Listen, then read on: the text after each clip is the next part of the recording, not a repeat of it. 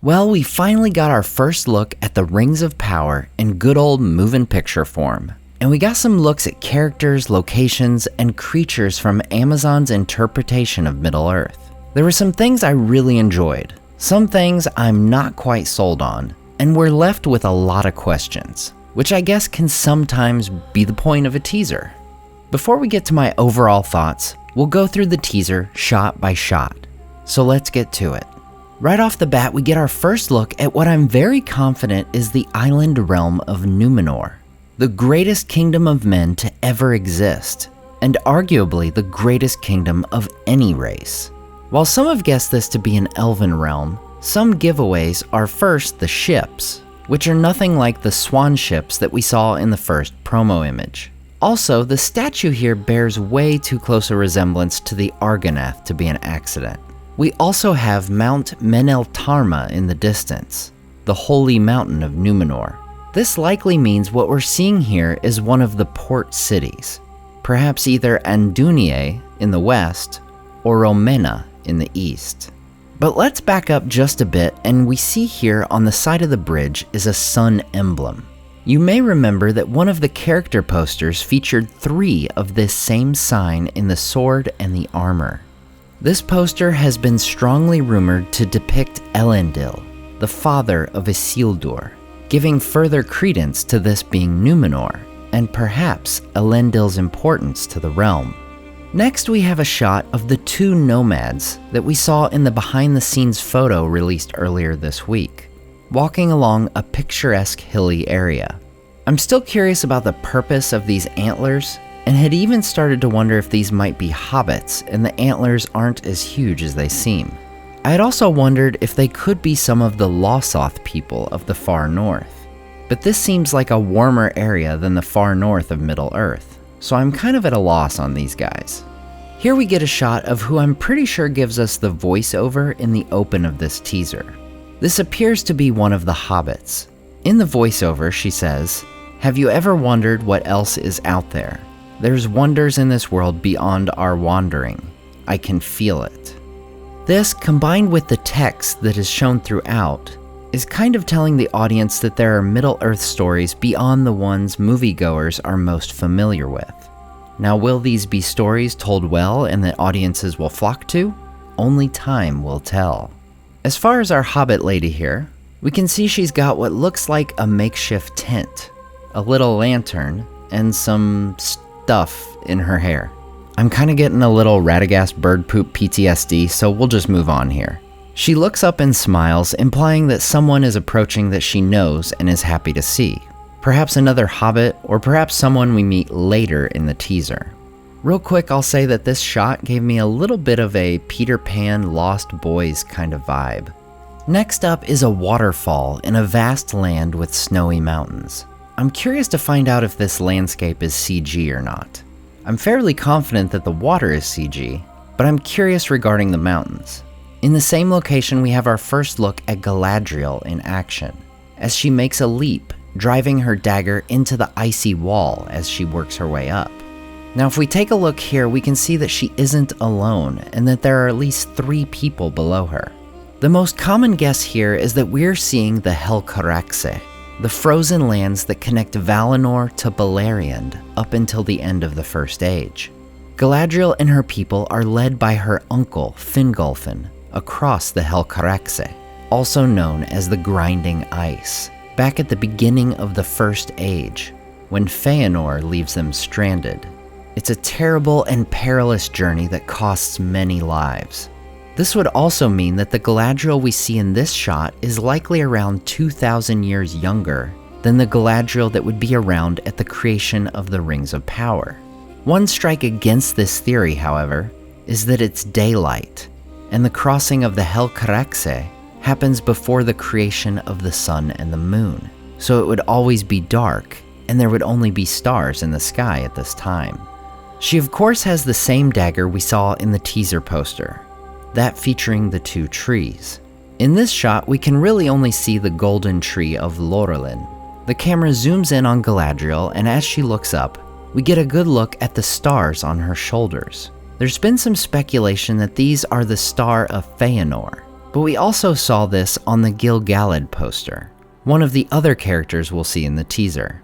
I'm wondering if instead of this being an established elven star symbol for a house, if this will instead be a signet for the Star of Earendil, the beloved star whose light is within the Phial of Galadriel. Now, as I was working on this video, it was pointed out that in Vanity Fair's new article, they reveal that, in their words, this is clearly the Northern Waste.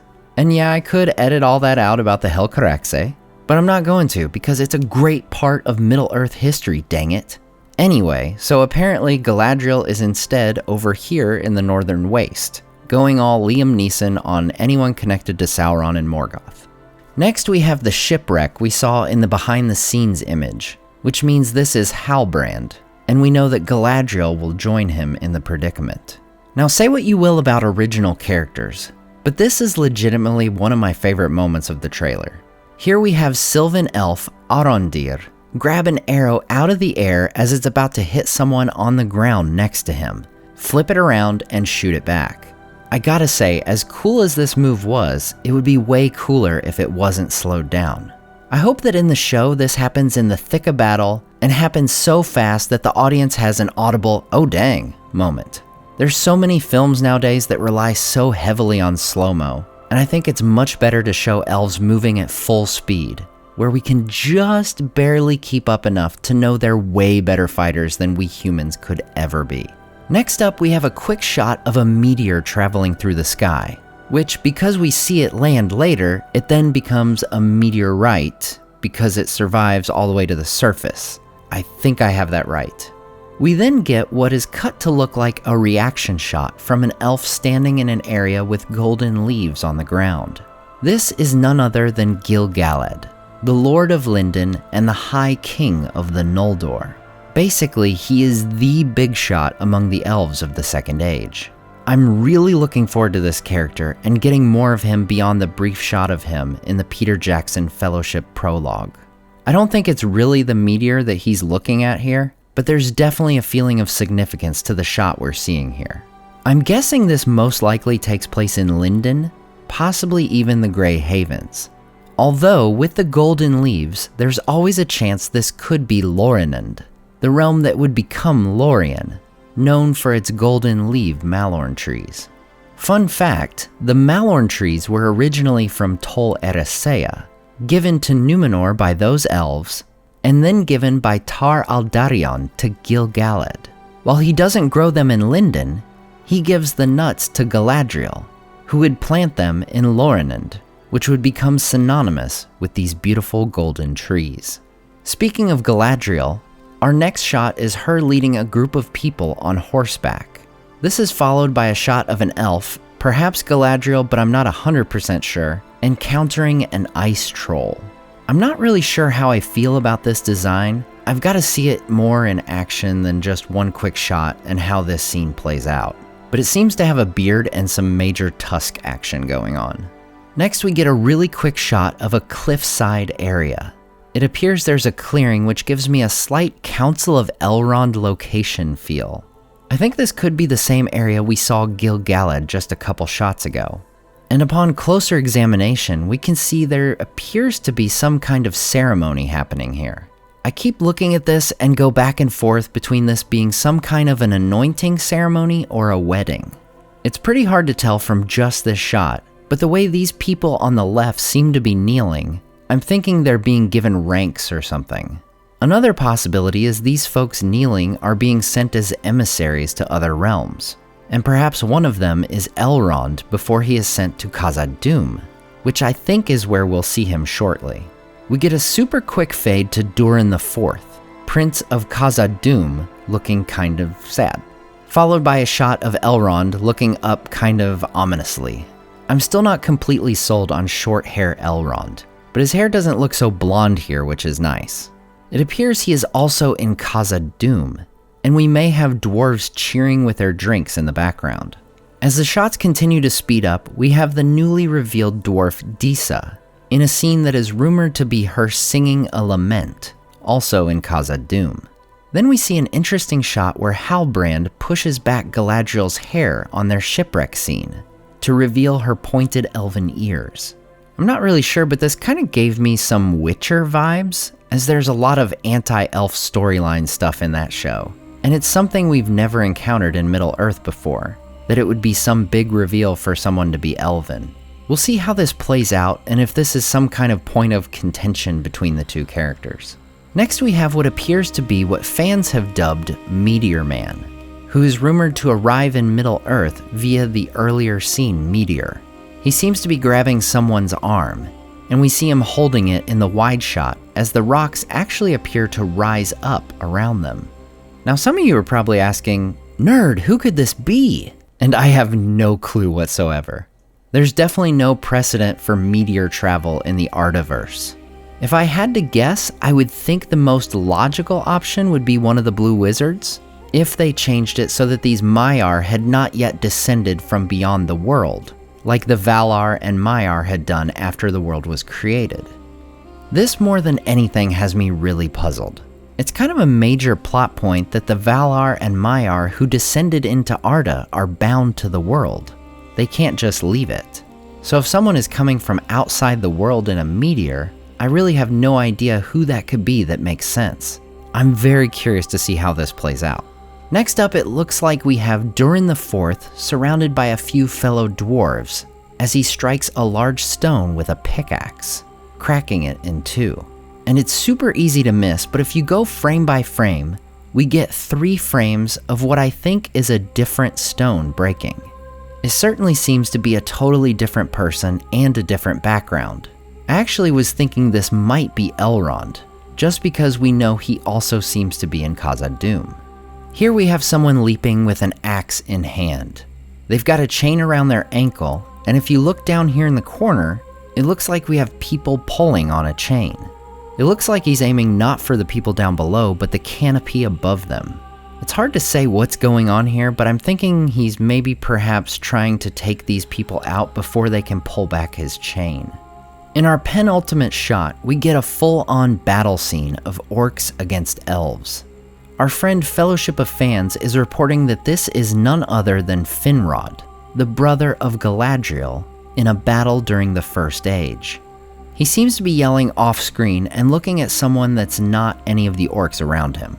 I'm definitely getting a feeling like he's yelling for someone who's in trouble. Also, it seems like we're getting quite a few short-haired elves in this show, with Finrod being yet another. That's definitely going to take some getting used to.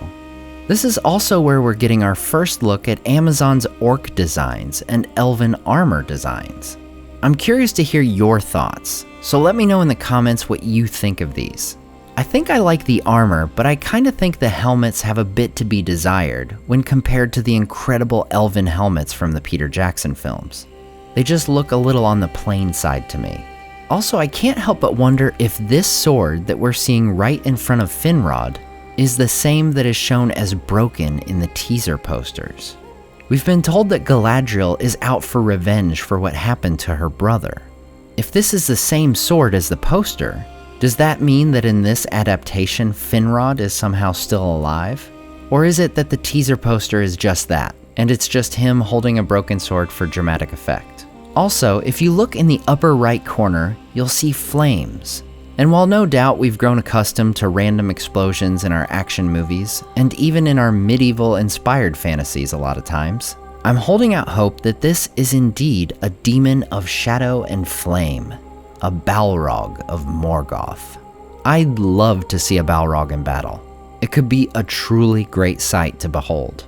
And finally, we have a shot of what appears to be an elderly hand taking hold of a child's. I think it's fairly safe to assume that this child hand is probably a Hobbit hand. And the wardrobe from the other no doubt matches that teaser poster that featured someone holding an apple. For now, I'm gonna stick with my guess that this is a blue wizard, partially out of my own wishful thinking. The attire definitely evokes a bit of a Gandalf vibe. So much so that Gandalf was at one time trending on Twitter after the spot aired during the Super Bowl. So that's a teaser, and now on to my final thoughts. I really liked seeing Numenor, meeting Gil-galad again, this cool arrow move, and the idea that we may get to see one of the insanely epic First Age battles of Middle-earth. I've long said that I wanted watching this show to feel like going back to Middle-earth. And I think a couple of these shots gave me that feeling. That being Númenor and the quick shot of the ceremony.